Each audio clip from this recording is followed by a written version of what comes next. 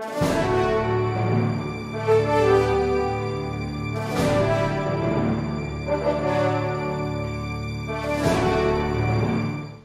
continuation of the impeachment trial of the Honorable Chief Justice Renato C. Corona of the Supreme Court is hereby called to order.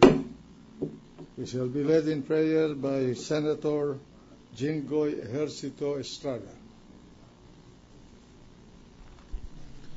Panginoon Diyos, dakilang Ama namin sa langit, kinikilala namin ang inyong kabanalan. Muli, sa araw pong itong Panginoon, ay lumalapit kami sa inyo upang humingi ng inyong basbas, gabay at patnubay upang patuloy namin magampanan ang maayos ang tungkulin na naiata sa amin bilang mahukom sa paglilitis na ginaganap dito sa bulwagan ng Senado.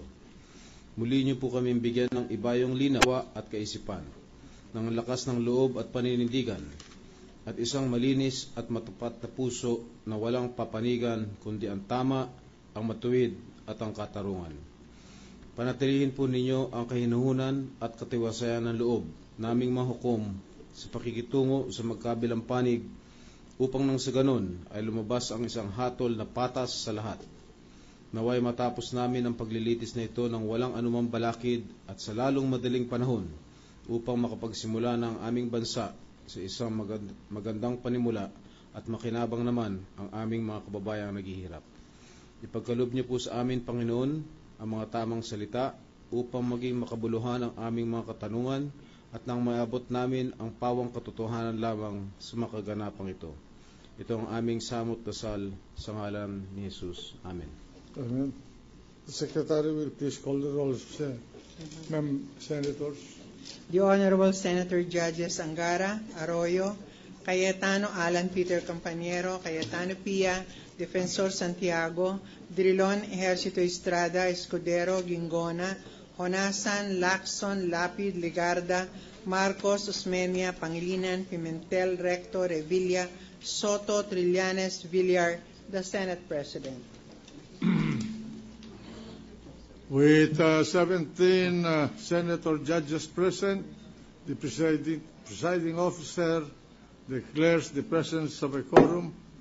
The Mr. President. Majority Floor Leader. Thank you, Mr. President. May I ask the Sergeant at Arms to make a proclamation? The Sergeant at Arms is directed to make the proclamation. All persons are commanded to keep silent under pain of penalty while the Senate is sitting in trial on the articles of impeachment against Chief Justice Renato C. Corona. Majority Floor Leader. Mr. President, I move that we dispense with the reading of the March 13, 2012 Journal of the Senate sitting as an impeachment court and consider the same as approved.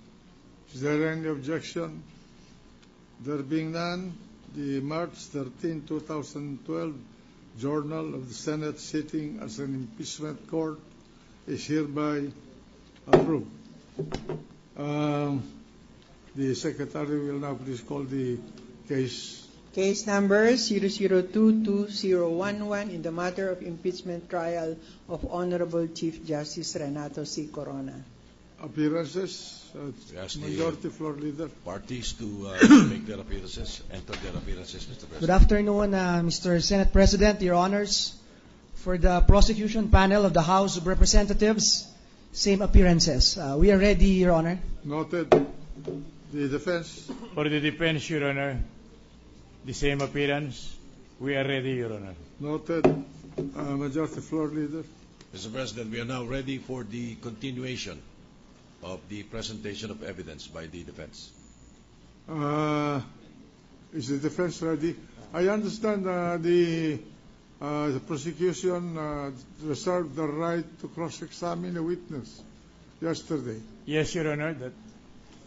And we have that witness with us today. Now, is the prosecution ready to do the cross-examination? We are ready, Your Honor. All right. Let us start the proceeding this afternoon by the cross-examination of the witness presented by the defense yesterday.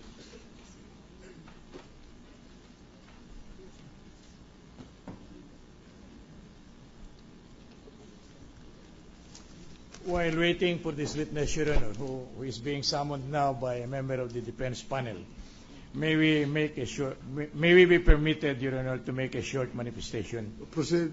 Yeah, yesterday, among the documents that were marked for the defense, Your Honor, is a handwritten letter of Mrs. Corona acknowledging the receipt by way of borrowing the different torrent certificate of title. Now, they were borrowed by the prosecution lawyer, Your Honor, Attorney Justiniano, Your Honor.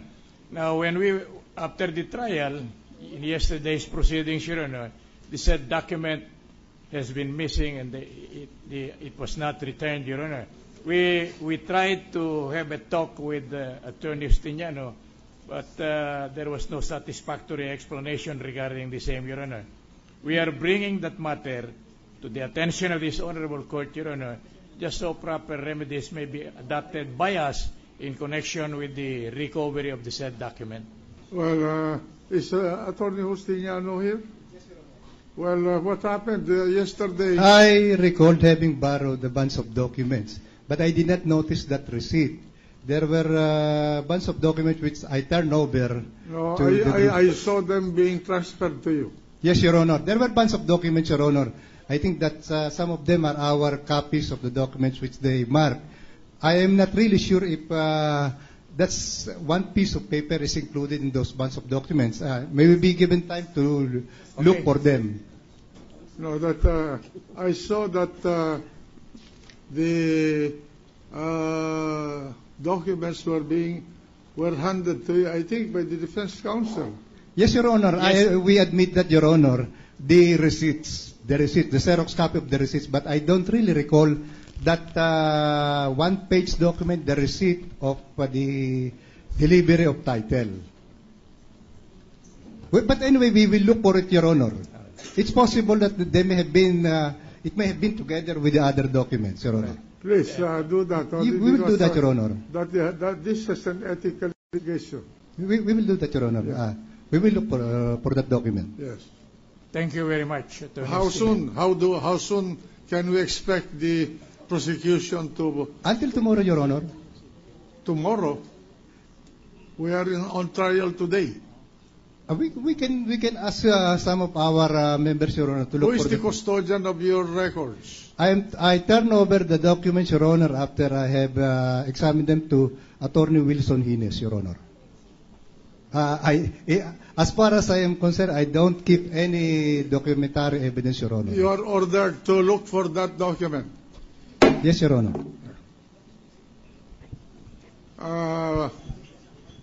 Prosecution, proceed. Thank you, Your Honor. Under the same oath. Under the same oath. Yes, Your Honor. Mrs. Bayoga on the witness stand. Mrs. Bayuga, good afternoon. Before you proceed, that's the only document missing, the handwritten. The handwritten acknowledgement